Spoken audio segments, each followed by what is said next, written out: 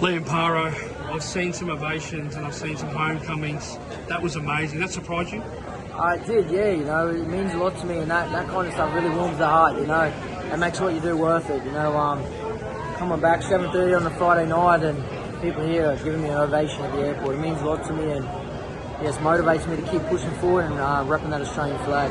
People even flew down from towns. We've got people from Mackay, Serena, Bundaberg. Some people have come up from Sydney. Yeah. It means so much to Australia. Has it really sunk into you yet what you've actually done? Look, a little bit, slowly sinking in, but at the same time, without being cocky, you know, we're at where we knew where we can be.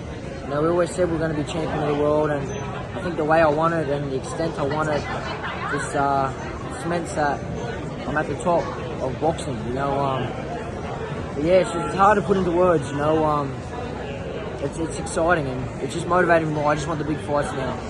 I did a really amazing interview with your coach, Albie DiCarlo. We spoke about 2022, 2023, the sacrifice. You faced injuries. You had certain things that got put on hold. You got put in a domestic fight that you and your team felt that wasn't really make sense. Yeah. Now you get this amazing deal to fight this Subriel Matias. That must have made it so much more sweeter when you got the victory. 100%. You know, like you said, go back to the injuries and all the setbacks that boxing threw at us. It just showed that I was still there. I threw it all. You know, I had my time with at the WBC with Progress. That fell short just due to injuries, but look, like I said, God has a plan and His timing never misses. And you know, what better way? I think this win leaves that one. You can't even compare the size and the magnitude of this win. Just it's how it's meant to be. You can't write the script any better. I keep saying that, but you really can't. Going into enemy territory in such a boxing-rich country of Puerto Rico, to take it from the next superstar there, and it just means a lot to me. But like at the same time, without being cocky, I'm not surprised. How many people have reached out? I know you've had the likes of George Kambosos, Tim Zhu. Yeah. The people of Australia are now recognising how good you are. I think you did fly under the radar. You didn't fly under the radar for me. But I think you flew under the radar for a while. Yeah. And now that you and Jai Opetaia, the current men's world champions. Shout out to Sky and Shanika as well. That must be so bittersweet as well.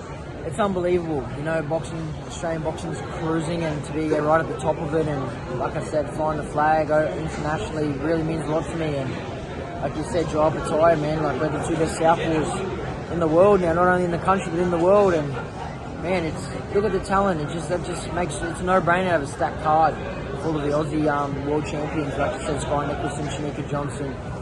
No, it's just a no-brainer. We need to bring a big mega card with all our champions defending belts by the end of the year.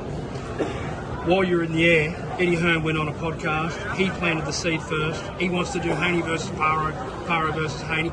Devin came on after on a podcast. He responded to Eddie. Devin said, if it makes sense, let's do the Paro fight. What are your thoughts on that? 100%. I welcome that with open arms. To me, I want the big fights. I want the big names. I just took out the guy that no one wanted to fight, and I believe I am the guy at 140 now, so I'm happy to get all these other guys with big names. I'll keep proving it. I think Devin put a tweet out. Devin actually, I think, predicted that you would beat Matias. And when I was with him and Bill in Vegas, they don't underestimate how good you are. I know you've done some previous sparring with him. Well, me and Devin have shared the ring a lot of times sparring. You know, the last time was about a year or two ago. We had a good spar, and from then on, I said to my coaches, I don't want to spar him anymore. You know, because you thought that it could be a potential fight. 100%, it could be a potential fight, and it makes sense to make a big fight. You know, why not make millions by fighting each other and making history? And I believe I'm always confident I can get the job done against him. You know, he's a tremendous fighter, but man, like I said, it's Paro time.